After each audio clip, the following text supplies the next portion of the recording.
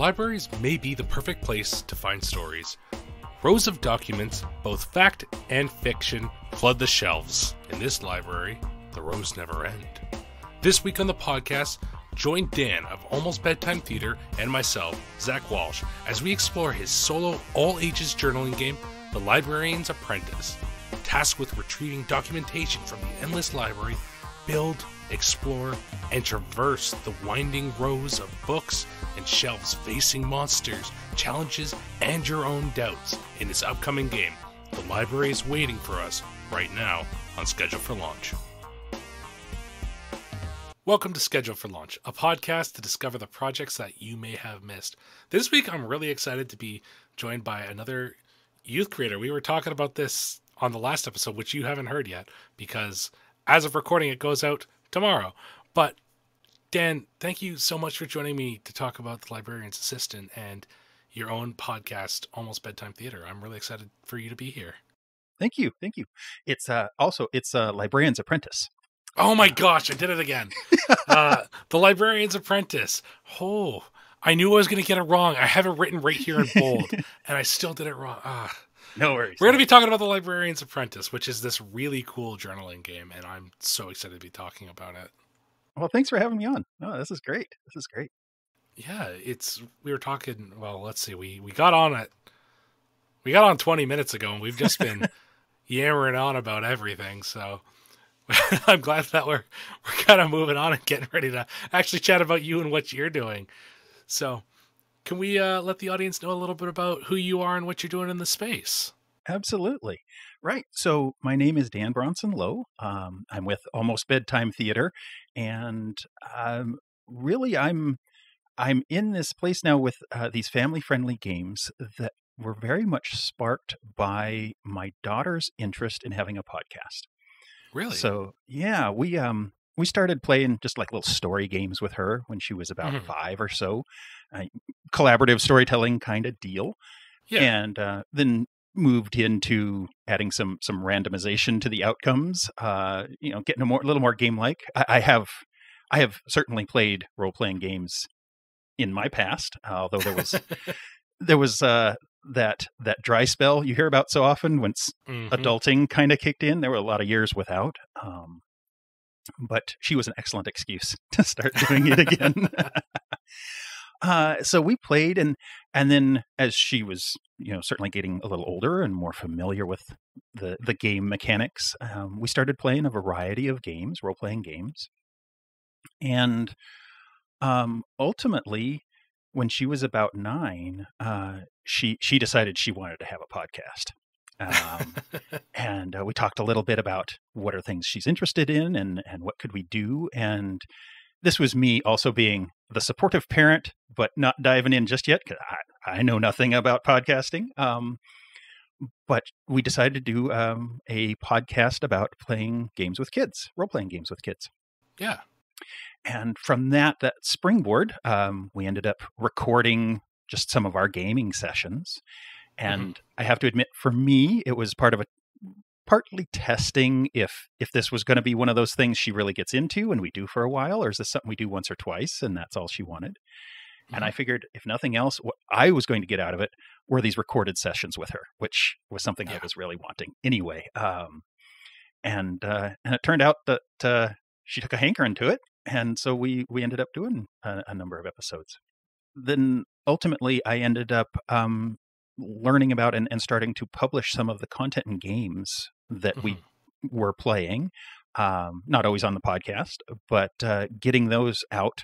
And so that's what's gotten me now into this space of actually creating and publishing role-playing games. It's such a cool thing, too.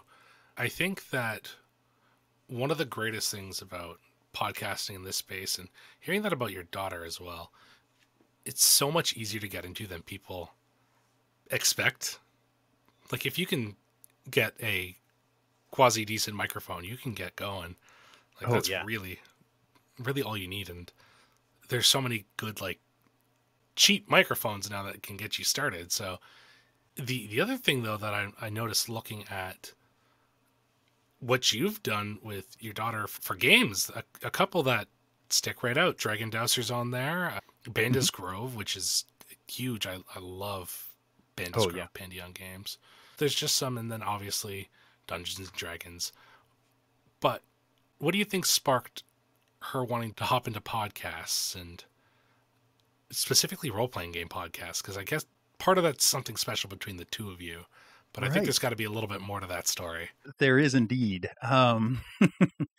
So it turned out, she's getting into the role-playing games and all. And I would have comments and little stories for her from the actual plays and the podcasts I was listening to.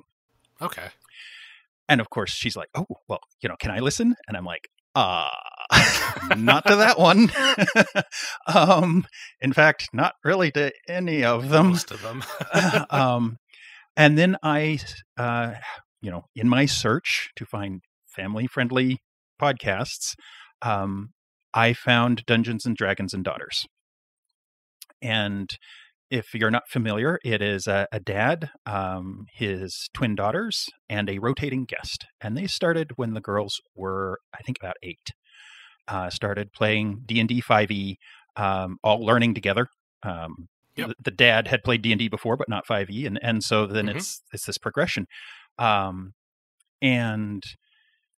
so at the time, there was like maybe 20, 30 episodes or so. And I was like, okay, well, let's try this. And so we got to listening to that together.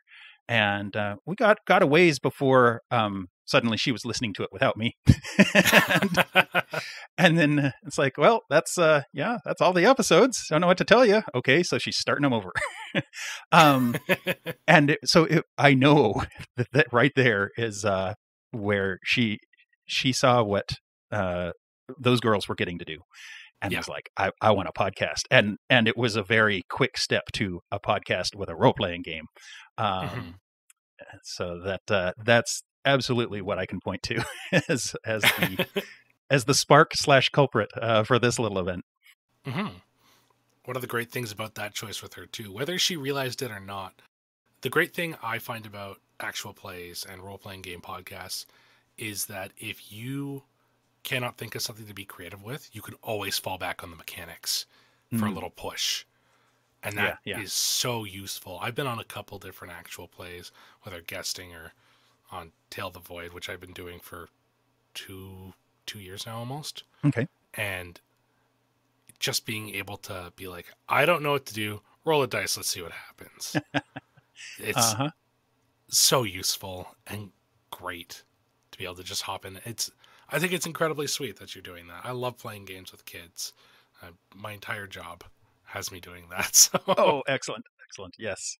So what we're here to talk about too, outside of Almost Bedtime Theater, is the upcoming game, The Librarian's Apprentice. Right. Did I do it right that time? You got it. You got it. Yes. Excellent. Okay. What is The Librarian's Apprentice and how did it come to be? Right. So The Librarian's Apprentice is it's an all-ages solo journaling RPG. Credit goes to Steph from TTRPG Kids for letting me know that all ages could be tacked onto it.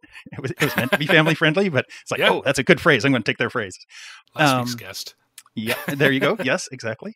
Thank you, Steph. And at the core, it's about exploring this infinite library.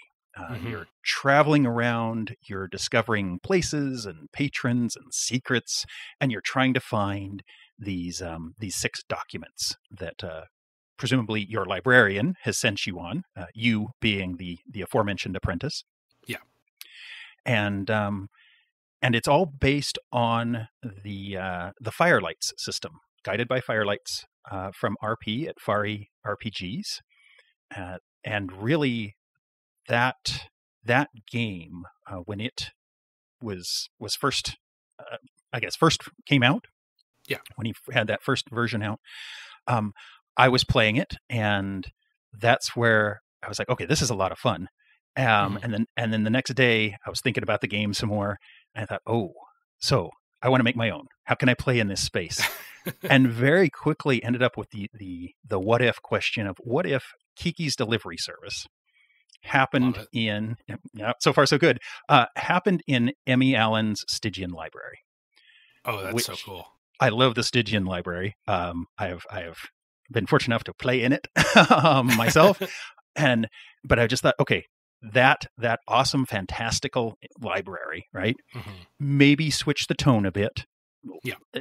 So it's more, more kid friendly, but again, aiming more for that Kiki delivery service kind of feel, or maybe the Muppets, and then mix it all up and see what you get. And it just landed so well for me in that exploration space. And I started thinking about what kind of roll tables you could have in there for identifying areas or documents. And I think for me, the moment where I thought, okay, I think this has legs, I think this could really work, was I had created the roll table for the documents to figure out what kind of documents are in this area you've entered.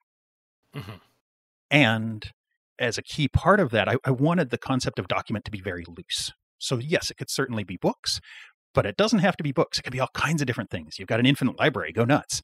And so it could be like the information is recorded in the vibrations of a skull, or it's recorded in the memories of a meal, or, just these wild ideas. So I built this roll table with these different pieces so that you could then come up with combinations for how the information is stored here. And when I started rolling on that table and coming up with these fun ideas I had not considered at all. I mean, I came up with all the words in the table, but I hadn't thought to put those two together. And I was just like, oh, this is so cool. All right, I think this is going to work. That's sweet. I love that. So that's the origin story. And then it just grew from there. From there was a Firelight's Jam. So I jumped into that, and just an excellent community going on there. RP being super helpful with any questions, any ideas. And it just rolled. So Firelight is a newer system. So can you explain to folks what exactly that is? Because it works a little bit different than a lot of games of its type. I really like it. It's really good. I'll say it's really, really good. It is. Let's see. I would say some of the key elements of Firelights. One is the resolution piece. The game mechanic wherein if you're trying to figure out did you succeed or not, it's set up where you've got your three potential results. Light in the original, it's light, shade, and shadow, depending on how things turn out. But it's actually I think the heritage it's pulling from is Ironsworn.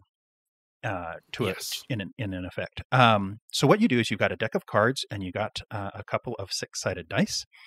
You flip over a couple of cards, and those are your two target values that you're aiming for. And then you roll your two 6-sided dice, add a modifier if applicable, and that that summed value from your dice is what you compare to each of the cards, and you see how many of the card values you pass effectively. Okay.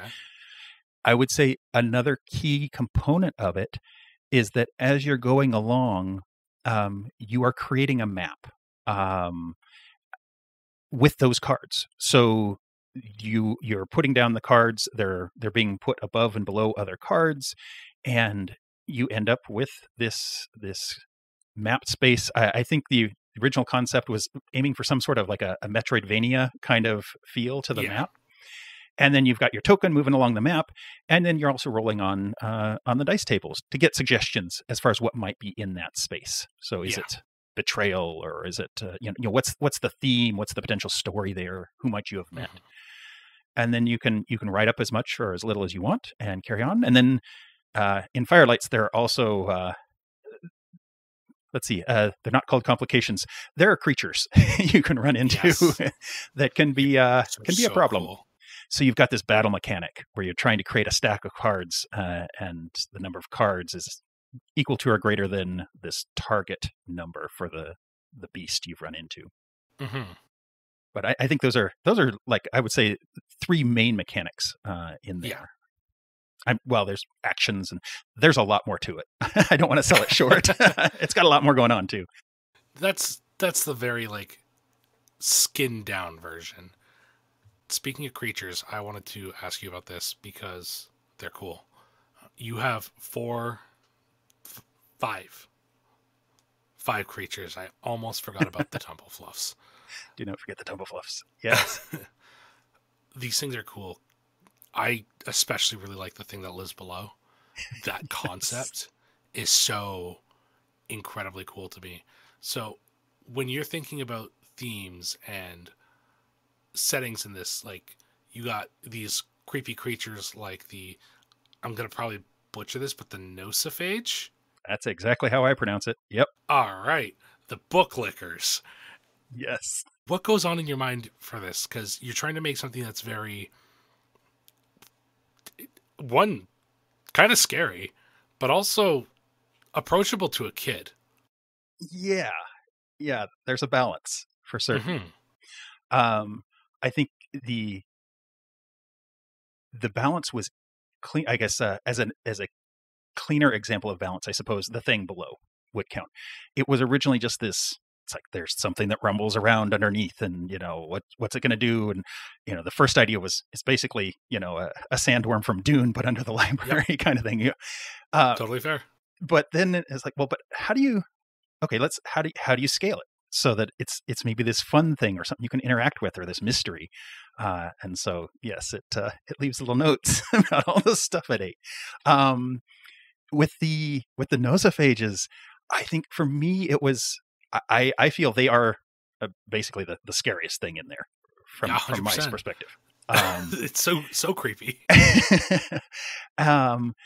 The I think that balancing act I had for them was not coming back too much on making them less creepy necessarily, but trying to give them an ecological niche.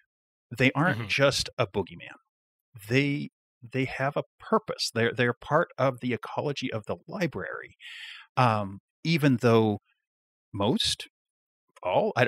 people don't know that. They see them as this terrible thing. That's going out. It's destroying aspects of the library, consuming knowledge out of books, out of people. I mean, you can ramp it up however scary you want. Yeah. But one of the secrets you can discover is that they're actually taking that information back to this burned section of the library, and something's going on there. They're helping to restore the burned section by bringing knowledge to it. And so it was something that I felt it's going to be scary. You can really ramp it or de-escalate that scariness for your own story. But I wanted them to have this purpose. So they were something extra as well. They almost remind me something of like the Dark Crystal. Like they have like that eerie kind of just like foreboding nature about them. But they are incredibly important, especially because you have these ruined sections in the library that are, I mean, they're, whether intentional or not, they're taking this information back to them. And audience, when we're talking about these things, the description for it is a withered husk of like a person that licks books and steals their information, and then the words and information goes onto their body as like a tattoo almost. So there's like this like really eerie element to them, but I don't know, the descriptions, and maybe it's because I read all the events and secrets, that has me just enamored with the setting. It was a lot of fun to have that setting coming together, combined with trying to rein myself in a bit. I didn't want to explain everything. I didn't want to give everything in great detail, in part because there wasn't space. I'm trying to fit it on two trifold brochures, but in part because I wanted to leave a lot of area for folks to play in when they came up with their own story and their own journaling. But I'm very glad to hear that you like it. Yeah. Well, let's talk about that a little bit, because one of the hardest things about games like this is reining yourself in. So what goes into deciding what you need to cut versus what's staying in? Because I'm sure that's one of the hardest parts of game design, and it's something we really haven't touched on the show at all. Yes, it is hard. Next question. For me, it's absolutely something that feels more like an art than a science. I mean, in my life, I'm very science based. I like, here's the rules, or here's the math. This is the answer. But this was very much something that it felt like, again, another balancing act. Trying to put things in. I think things I was watching for, one was to avoid repetition. It was very easy to come up with ideas that were very similar. So it's like, okay, sort through those, pick the most evocative bits I've got out of those, maybe combine them, make it just one thing. But others, I really have to credit the limited space I had to work in, where I don't have room to put a whole sentence here. Let's pick just what are the most evocative words or the most evocative phrase I can come up with to drop in, and then step back and leave it alone. And then come back and read it later. Is it still as interesting later? And see if it sticks. There were a handful of things that went into, for example, the events table.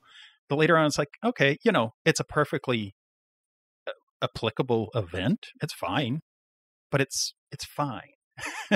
The ones around it are really cool. What can we stick in there instead? So that's usually how stuff got trimmed from that standpoint. Mechanically, this game works, like we said earlier, in Firelight, but there are a couple actions that the player can take, and that's things like finding resources, addressing complications. There's a couple other, but I'm not remembering them off the top of my head. But those are two of the key ones, especially the finding resources, which I personally love because there's a stress that you put on this game that is, you're in an infinite library. And I love that. So can you talk about finding resources and specifically fatigue? Because these are kind of your two main utilizing resources, I'd say, not even finding resources, but utilizing your resources and gaining and losing fatigue, and how that affects what you do in the game. Right. This was one of the key, I think, key sets of the game mechanics that I went after playing through Firelights and trying to decide where do I want to go, how do I want to tweak things and hack it. I reduced the number of different actions, but then I have more, I think, some more interactions in there between the cards you're playing and the impacts that have on the actions. And as you say, giving you the opportunity to earn resources and possibly clear fatigue, such that I was looking for a situation where, in general, you're doing okay. Unless the dice go against you, you're going to find your documents eventually as you go through. But if things go south, you could end up in a situation where your fatigue ends up maxed out. And all that means, though, is, well, you didn't accomplish it today. You're going to go get a good night's rest and try again tomorrow. So it's not like there's this huge, dramatic outcome if you get too tired. But I still wanted it to be there so that there was some strategizing that you could end up doing, trying to decide, am I going to take the card that reduces fatigue? Am I going to take something that gives me resources? And then being able to spend those resources. Find a place to rest or find a document you're looking for. You can kind of shortcut some things with those resources if you build up a big enough pile. And ultimately, though, like with the resources, leaving that fairly open. What is a resource? Did you make a friend who's going to help you out? Did you find an interesting piece of information that part of a map or an index? Card catalog somewhere. Really trying to leave that up to the player and letting them, however much effort they want to put into that. If they just want to say, I've got 3 resources and call it a day, great. If they want to keep this running exposition about all these different resources, awesome. That was a fun part of the surgery, I guess, on the system. Just trying to figure out, what tweaks do I like? How much do I want to move this towards having more game mechanics that can maybe feel a little more gamey, like board game-ish or something, where you're keeping track of numbers, and then also, though, not wanting to lose sight of the journaling aspect, where it's the story's in your hands. What do you want to do? So that there's interesting events that might completely throw off your journaling story, but it also isn't going to rip it out of your hands too often. It's there to give you ideas. 100%. Dan, why did you choose to make this a journaling game, though? That's a great question. I would say before Firelights, I really hadn't looked at journaling game much. 1,000-Year-Old Vampire had crossed my radar. Talked about that one a couple times. But short version, I would say my primary hobby is reading role-playing games. My secondary hobby is getting to play them. Yeah. I understand think a lot of people. Yeah.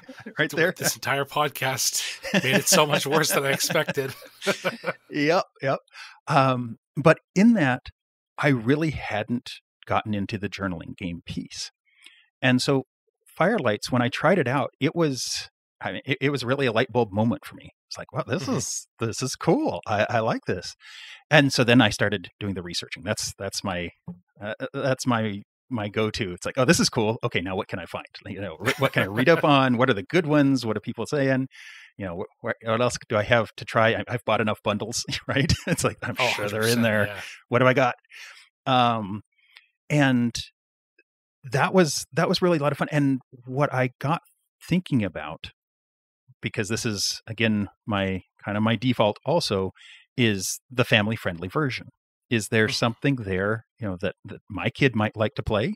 But trying to also, again, with the balancing, family-friendly doesn't mean only kids are going to like it. I want stuff that, really anybody who's got a hankering for that vibe could enjoy. Yeah.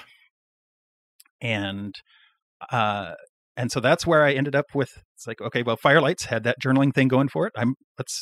Let's lean into that. That's what's going on here. And it felt like it fits so well with a library too. I mean, you're creating this document of your travels. It's exactly the kind of thing you'd find in this library.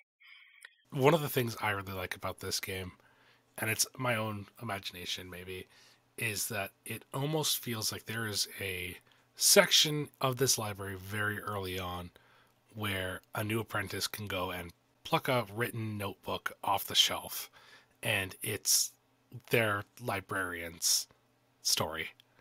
And then they can go next to it's their librarian. It's the librarian's librarian's story. And I guess actually we kind of glanced over that, the story of this game and the setting.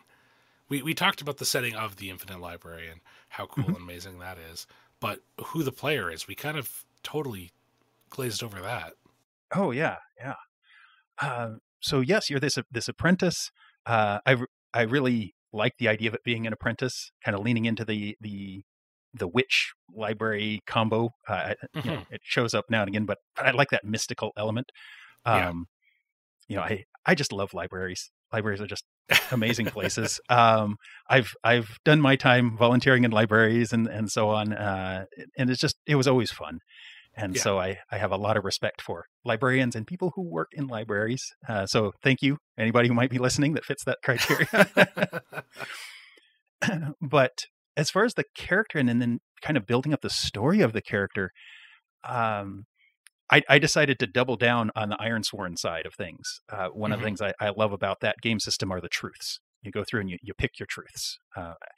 And so I wanted to do that here as well, and give people some, again, those questions, those little suggestions of ideas to help them create, who are they and what's the story on their family or their community and the library itself. Like what's going on with the library? Is it a being? Is it a creature? Is it an ecosystem? What's its story? Just enough to maybe seed that journaling project. Yeah. What kind of your character's doing in that is they're tasked with retrieving certain documents from their librarian. That's the reason you're exploring this library, and that plays into the Firelight card mechanics. So what exactly are, not necessarily the documents, but how are they physically represented as mechanics in the deck of cards? Right. When you go through, in essence, if you pull up a face card, that's your cue that you've found a document. So you get that, if you get that face card on the map, then you've got a document in that area. That's one of the ones you're looking for. I love it because it's so simple. It really is like, Yeah. when you see Firelight actually out in front of you, because I feel like if you haven't seen Firelight, it sounds a little bit more complicated than it is. it it does, but it's super straightforward, but it has so much flexibility. And the map making is a lot of fun. I'm going to straight up throw it out there because you are right. I never pictured it as a Metroidvania, but when you kind of look at how it's set up, it reminds me of those maps where it's like the blocks of like, oh, you're in this section, you're this section, you're this section. It's just really cool. I really like it. Yeah, there was a whole branch of traveling and backtracking and how you would have to go to certain areas to do things that I was originally part of the plan here that totally got axed. Speaking of, how do you cut things? It's like, okay, that's just a whole nother set of things someone would have to learn. And I don't even know where I'd stick it on the brochure. And it was definitely, getting more complicated more quickly. So maybe next time, Something that I've noticed talking to you now, hearing about Almost Bedtime Theater, there's a love for storytelling, creating stories. And you've said so yourself. You have this love of reading tabletop role-playing games. I assume that extends onto a love of stories and reading. Oh, yes. What drives that love? Oh, it's a big question, I know. It is. It is. I have, I've always been a reader. Speaking of going to libraries, I was one of those kids that would show up and it's like, okay, just like, how many of the Hardy Boys books can I take? Just how many? Tell me. I'm taking them. We'll be back in a few days. And very quickly landed in the sci-fi fantasy realm of things. Mm-hmm. I love discovering new worlds, I think is a core piece of it. And also I really enjoy just really good character interactions.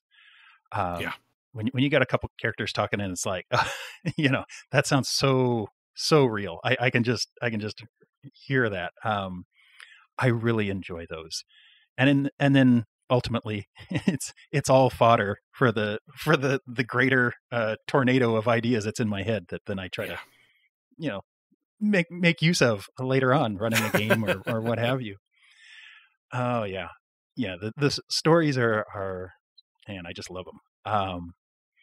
And admittedly, I think one of the things that kept prodding me towards maybe making role-playing games was that I would, trying to write a story, first of all, launching off onto a whole nother enterprise. But I would hit places where I've got too many ideas. It's like, here are 3 really cool ideas. They are mutually exclusive. I have to just pick one. And so my cheat, my get out of jail card is, well, let's make it building blocks in a role-playing game, and then I don't have to choose. It's Schrodinger's role-playing game or something. I don't know. Because every time it's played, it gets to be something different. And, you could end up exploring all of those options. You don't have to chop them and leave them behind. So there's definitely a connection there between, coming up with stories and then sticking them in a game so I don't have to be responsible for the decision.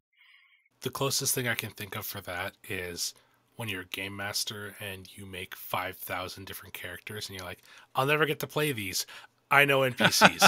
Boom, boom, boom. Fill your world with your characters. Yes. And watch your players ruin the joys that you were hoping for that character. Or build them up. Right, right. That's also the other thing. If they're the one they latch onto, then they're golden. What's Boblin the Goblin? Boblin the Goblin, yes. It's the one that nobody ever expects. You're like, I don't have a name, here you go. And they love him. Yes. Oh, yes. Yeah. So something really cool about this episode that we didn't plan, but it's happening. Hey, if you're listening to this right now on release day, the crowdfunder just went live. So it did. Yes. So this is going to be part of we looked at this name, Kids and YA Content Creator Spotlight event for Crowdfunder. Tell me about how you got involved with this. So I'm going to say thank you to Steph again from ttrpgkids.com. They were the ones who were like, hey, did you know about this?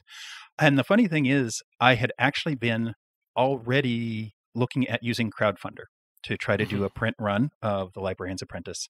And so it just lined up really nicely. I ended up slightly tweaking when I was going to run the campaign so that I could take part in that spotlight. And it looks like it's going to be really, really neat, where they're going to be making sure to get the word out about these various creations folks have been putting together.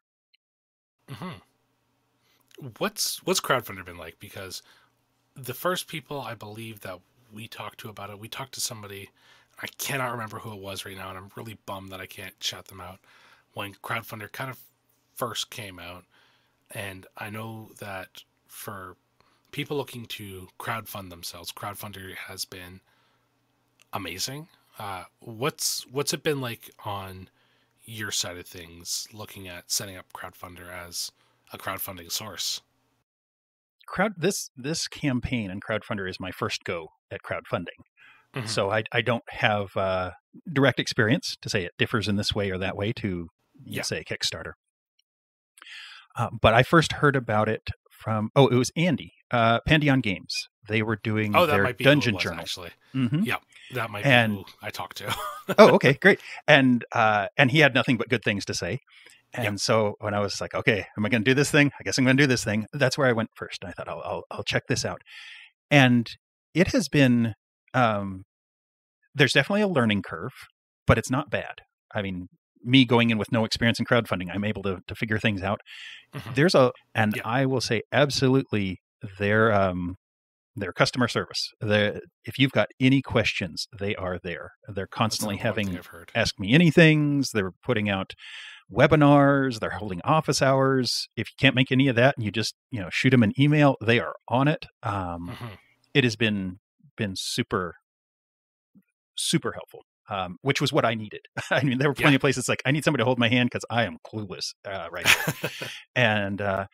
And so I'm looking at what the page I've got built that's sitting there ready for the 27th, and I'm thinking that looks pretty good. I think I did okay. But it was really only possible through that help that they were offering, and as well as, I will say, other folks in the RPG community who've done crowdfunders who were nice enough to, pop in and take a look and say, oh, you might think this way, or wow, that's a wall of text, or maybe try to do this. And it has been amazing just to step away from crowdfunder for a moment. The community that exists in terms of folks making role-playing games, I will say absolutely in that kind of games for kids and families space, all the more so. But there are a lot of folks that I've been working with, not even in that space, that just, they have so much experience and they are so happy to share. It's like, you got any questions about this? You got it. This is how I contact retail stores, and this is the template I use. Or if you're looking to do design, here are some great resources for design. If you're looking for, crowdfunding, here's steps to take or stuff to think about. I'm not saying it wouldn't have been possible without them, but I would have made so many more mistakes. It's made a world of difference. I genuinely think that is one of the best parts about being part of the TTRPG community, is the folks who want to see other people succeed. Just in general, I've seen it with this podcast in and of itself. I've seen it with a lot of games, and I've seen it with some really cool projects where people are just so supportive and so helpful. And like, there are people who their projects don't succeed. And it's not a lot of the times, well, yeah, your project deserved to fail. It's most of the times like, hey, you didn't get the word out. Here's a bunch of people who can help you next time. Yeah. Do some revision, or like, here's some things are better times. I see it a lot with like Zine Month, for instance, on Kickstarter. That's a really flooded time. There's a lot of really, really cool stuff, and your stuff's probably really cool too when you're doing your Zine Month thing. But it's busy. Oh, And just having other people out there, like, we're going to use them again. Steph is amazing. And I've been parallel to Steph for the past 2 years. Like, we had a whole conversation. They've been around in the space just as long as I have, which is super weird to see. We just kind of, hey, I mean, COVID, like that's kind of where it came from. And that kind of gave us all an excuse to do all these really cool stuff. Yeah. But I'm losing the horse here. The community's great, and having the community is so important. Absolutely. Yeah, absolutely is. So one thing I did want to ask you, though, is because crowdfunding is hugely intimidating. Yes. It was actually, you were one of the creators that I reached out to from Steph. Steph was like, hey, here's a number of creators that I've talked to. Dan's one of them. I was like, all right, I'll reach out to all these people right now because I really like you. So let's give these people a shot and see what comes up. Appreciate that. Yeah, you got back to me like right away, and I was like, oh no, I don't know what to do. I didn't think he'd get back to me so fast. So what's been some of the bigger challenges relating to crowdfunding and hopping into your first creation? Well, for me, I am an introvert by nature. And the whole marketing promotion thing it's like it goes against everything that It's scary. Yeah, that is not my comfort zone. Which is, I appreciate opportunities like this because getting to talk with you, it's like, okay, it's this one guy I'm getting to talk to. I'm not thinking about other people listening in. And it's a fun chat. This is great. I can do this. But social media and figuring out all that and just when it's like, okay, I'm starting to dip my toes into Twitter, say, just to throw something out as an example. It's like, oh, I was just starting to maybe figure that one out. And I don't know. But that has really been for me one of the hardest pieces. And I will give a shout out to Tattered Bears. So it's a group that is helping out folks in the family friendly TTRPG space. Steph is part of them. Yeah. We mentioned Rich from Hatchlings Games. He's there. Scriv the Bard is there. So they're folks, again, with a ton of experience. And so I went to them actually and said, okay, this is something I know I'm going to need help with. And so that was excellent to get their input and their assistance there. So I would say that was the hardest part for me. Well, the hardest part was, am I going to pull this trigger? Am I doing this thing? But once I'd committed myself, actually getting the word out was tough. Is tough. And I know it's the hardest part. The thing hasn't even launched yet, and it's gonna, I'm going to have to do all the more during that month.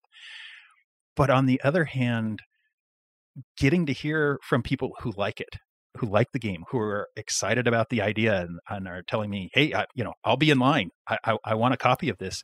Yeah. It's like, that's exciting. And very, very satisfying. I'm just loving the idea that people are out there playing this. And that maybe I'll end up with a physical copy of my own. I have to admit, that's a big driver. It's like, I want a copy. If anybody else wants in on this, that's cool. That'll make it work. But I want my own. And then I'd say the other hard part is that this whole process has chewed up the time I'd normally be creating. I'm having to just scribble down little notes. It's like, oh, I've got these ideas. I don't have time for those ideas. Soon, in a month, maybe. I've already got plans for a sequel to the Librarian's Apprentice, and possibly the third. Make it a trilogy. But I've got fun plans there. I'm thinking maybe each one is a different game system. That'd be cool. To introduce folks to things. That second one, I want to get into revisit the hints and hijinks system from Pandion Games. I think would work really well with that library. It's one of my favorite things. I like when we talked about some of the things when Andy was on and we were talking Mhm. about stuff. Hints and hijinks was one thing that we briefly touched on. It was like such a little graze, and I wanted to get into it more. And Andy was like, "It's not like developed as much as I want it to be. So like, let's not dig into it as much." And it wasn't even that, because I think we were just like, "There's so much to talk about." Like there was so Probably, much. yeah. We were talking about Bandus Grove, and it's always a great time talking to Andy, like genuinely. So I think that's really fun, a really fun idea to dive into. Oh yeah, I think that must have been my first game that I made, like grabbing somebody else's system. Well, that's not true. My first one was a lasers and feelings hack. Oh yeah, But yeah. one of those where this he presented this system, and I looked at it and just immediately I was like, I know what I want to do this. I know what I want to do with this. And I think it was a weekend that I punched out that game using hints and hijinks. It's so easy to use, and you just plug in some tables and you're ready to go. Yep. So I would love to revisit that. I would love to revisit that system. I could totally understand that. My gosh, look how long we've been going. Jeez. Okay. I didn't even realize. Like I said, it's a lot of fun. Yeah. I'm having a lot of fun talking to you. You're good at this. It's really easy to be good at this when you have somebody to talk about and somebody who's excited about their stuff. Like I said to you earlier and on Twitter earlier, it's almost been 100 episodes of this, which is right, astounding to me. It's absolutely bonkers. So I think we should start wrapping this up, though. And that's what that question that you said I should probably consider swapping out. That's what advice can you give to new creators looking to start their own stuff? Right. Well, my go-to answers are, hey, find a good community. There's lots. And maybe jump into a jam. But I know those answers have been given recently. I'm going to say, just to throw something else out there, I think it depends, too, on where you are as a creator. Are you someone who has an idea for a system that you really want to like create a system? Or is it something where you've got a story? Which is where I tend to fall, and you're looking for a system. You're looking for a system to introduce it to. Mm-hmm.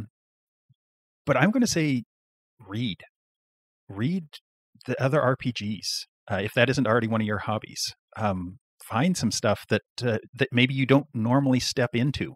Like for me, the journaling games. I didn't have anything against it. I just was like, that's not my MO. I guess I'm not really looking for it. But then I found one, and now it's this whole realm of games that I hadn't thought about that I'm going to argue, are easier to get into than, say, if you're trying to make a really large game with lots of mechanics. Yeah. But on the other hand, it's not like they're necessarily simple either. You can add that complexity. But just in seeing a variety of games, it very much helped me also when I was trying to come to terms with looking at Firelights. It's like, well, what parts do I really, really like? What parts do I think I want to tweak? And having some of those other games to pull from, having read through like Ironsworn, Starsworn, and saying, okay, I like where this is going. I want those truths. Or having read through some PBTA stuff with Jason Cordova's had a Dungeon World move that I had picked up at somewhere along the line. And it's like, oh, I want to swipe that so that I want to tweak that and shift that in there and, grab from here, grab from there, and have all these building blocks for creating this thing that, arguably, I'm not going to say it's better, but maybe it's what you want to play. It's that refined version of how you want to play the game. And then, giving it a shot, actually do it, see if it sticks. So there's a real hodgepodge of advice ideas.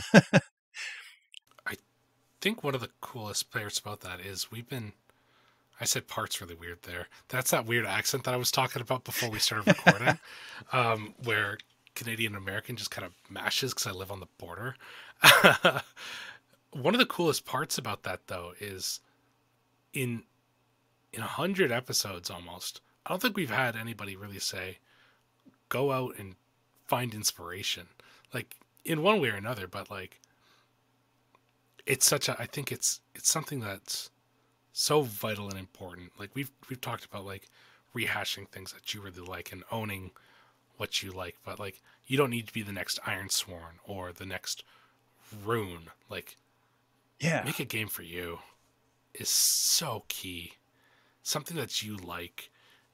The amount of times I've talked to people that I haven't had on the show that have been working on something that they've grown to not hate, but they're stressed about it.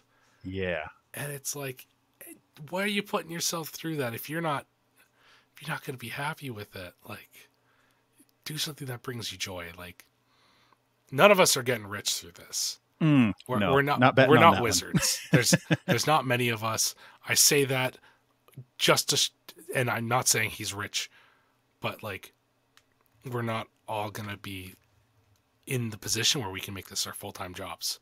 Yeah. Like, that's one in 100, 1 in 1,000. There's so few folks who get the opportunity or in the position where they're able to.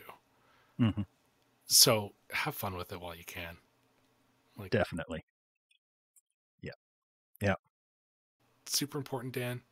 Where can people find out more about you, Almost Bedtime Theater, and the Librarian's Apprentice? I'm now seeing my issues. I'm looking at my notes. I've intermittently written Apprentice and Assistant all over the place.